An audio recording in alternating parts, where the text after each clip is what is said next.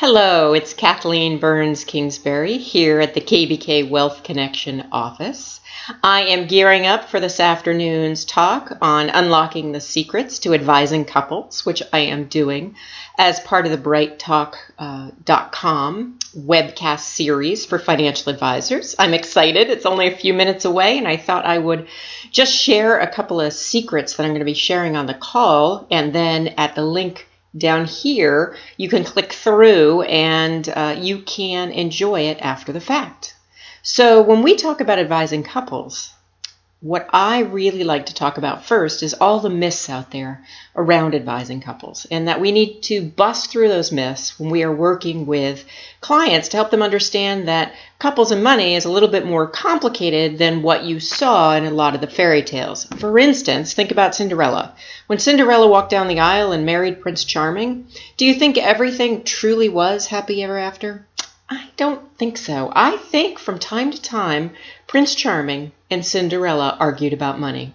And she may have even done better than he in investing the kingdom's money. But either way, I think that these myths that we see in fairy tales and the media really do get in the way of sometimes couples having a healthy, well-balanced idea around what that means to manage money as a couple. So let me share my top 7 myths, and I'm going to cheat and look at my notes every once in a while here. The first is love conquers all. Does love really conquer all? It absolutely does not. I know a lot of people who are truly in love who sometimes fight, disagree, or find financial matters stressful in their relationship.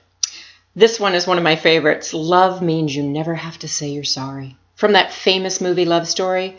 Well, you know what? That's a lot of BS, because when you are in love, that actually is even more important that you learn to say you're sorry, that you learn to apologize. And when working through financial conflicts, sometimes, not always, but sometimes we're not rational, or maybe looking back, we said things we wished we hadn't. So it's really, really important as a couple member to know that you can apologize, and sometimes you actually should. The other one, happily married couples are open and honest about money. It's interesting because being in my position, you hear a lot of the secrets. But if you want some research to back that up, 80% of married couples do hide their purchases from time to time from their significant other. What's interesting is same-sex couples and couples who live together tend to do it less than married couples. I haven't delved into that stat, so I'm not sure what that exactly means, but the bottom line is don't assume that couples don't have any secrets around money, because that is often a faulty assumption. Now, sometimes couples will have privacy around money where they have 2 separate accounts and they might manage their money a little separately. That's different than secrecy. Secrecy often stems from shame or guilt or insecurity around money, which, is not a surprise given that in our society it's really hard to talk about money. So that is a myth. Couples are honest and open, not necessarily.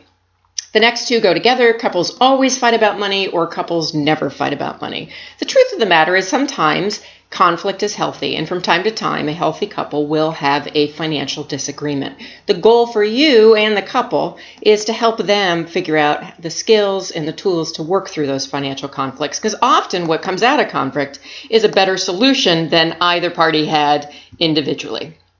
The next myth, one of my favorites: women need to be financially rescued by men. Just read my first book and all the work that I've done in my blog, and you will know that I do not believe in that, and that is not true. Now, some women buy into this, and that gets them into trouble. Some financial advisors buy into that, and that gets them into trouble. But the bottom line is women don't need to be rescued financially by men, and all the stats that are out there about our economic power and how it's growing is just proof that we don't. Last but not least, another myth, my last myth, is men are financially savvy and women are naive. Also a myth. In my research for my new book, Advising Couples, How to Give Financial Advice to Couples is the official title.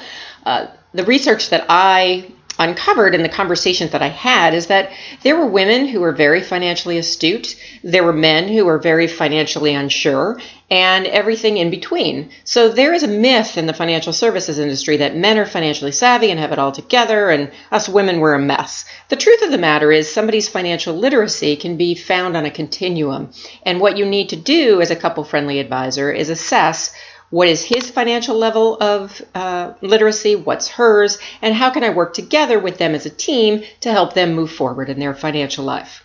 So just wanted to share the top 7 myths about couples and money before I go live with brighttalk.com webinar of unlocking the secrets to advising couples, which once again, if you're interested, you can click on that link. It's about 45 minutes. You do need to join Bright Talk. It only takes 30 seconds and they don't really hound you, so don't worry about it. But it is a complimentary webinar and I hope you enjoy it.